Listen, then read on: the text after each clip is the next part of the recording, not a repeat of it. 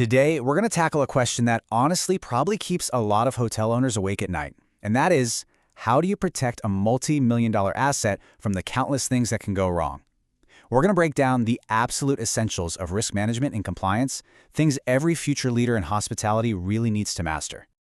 And a special welcome to all the students of the Europe Hotel School tuning in.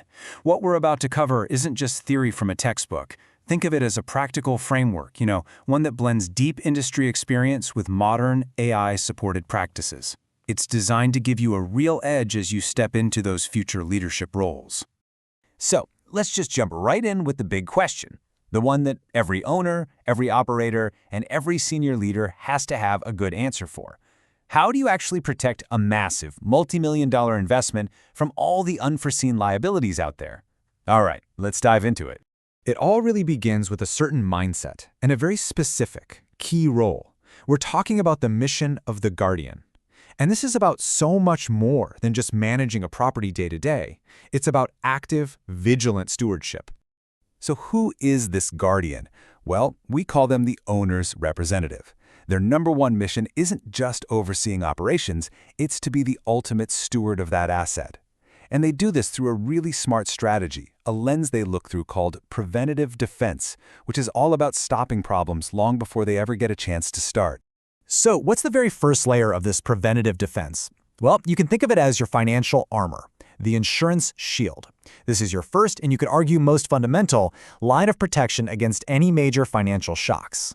An owner's rep worth their salt starts with a super deep dive into the hotel's insurance portfolio. They're basically hunting for any gaps in three critical areas: general liability, for things like guest slip and falls, property damage for any physical harm to the building, and maybe the most important of all, business interruption.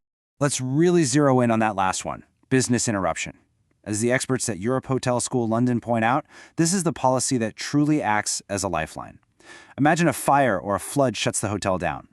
This is the insurance that makes sure cash continues to flow to the owner, covering all those expenses and lost revenue while things get back on track. It's a game changer.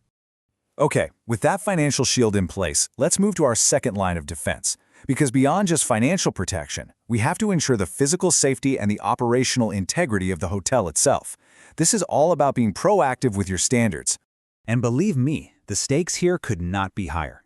You get a lax operator, and you're looking at food safety incidents, fire system failures, and crippling legal settlements. But on the flip side, a vigilant representative actively secures the hotel's reputation, guarantees guest and staff safety, and at the end of the day, protects the asset's value. I mean, the difference is just night and day. So how is this actually done in the real world? It's a pretty simple but incredibly powerful process. First, you are constantly reviewing independent third-party safety audits. Second, you are trained to spot any red flag items, anything that poses a serious risk. And third, you make sure the operator corrects those issues right away. No delays, no excuses. It has to be immediate. And that brings us to our third and final line of defense, which in the modern world is just completely non-negotiable. We're talking about ironclad legal and data compliance. In this area, the owner's representative almost becomes an investigator, constantly asking those tough, critical questions. Are our hiring practices 100% compliant with current employment law? Is every bit of our guests' privacy protected under regulations like GDPR? And are our data security protocols really, truly strong enough to stop an attack? And here's the crucial takeaway, the bottom line. If the management company gets lazy or decides to cut corners on compliance, it's usually not them who pays the ultimate price. The huge financial risk, those multi-million-dollar lawsuits, almost always, that falls right back on the owner of the asset. Now, these three lines of defense, they aren't something you just set up once and then forget about. Not at all. They require constant, relentless vigilance, and that's maintained through some pretty professional tools of oversight. And one of the key tools for this is the risk register. It's so much more than just a list. It's a strategic blueprint. It forces you to identify all the potential risks, soberly assess their likelihood and their potential impact, and, this is the most important part, proactively define exactly how you're going to deal with each one before it ever happens. And this risk register isn't some dusty file sitting in a cabinet. It's a live, dynamic document. It's updated all the time, and it serves as the foundation for structured quarterly compliance reviews. It's this disciplined rhythm that ensures nothing falls through the cracks and that the asset stays a safe, secure, and legally sound investment. So I'll leave you with this final thought.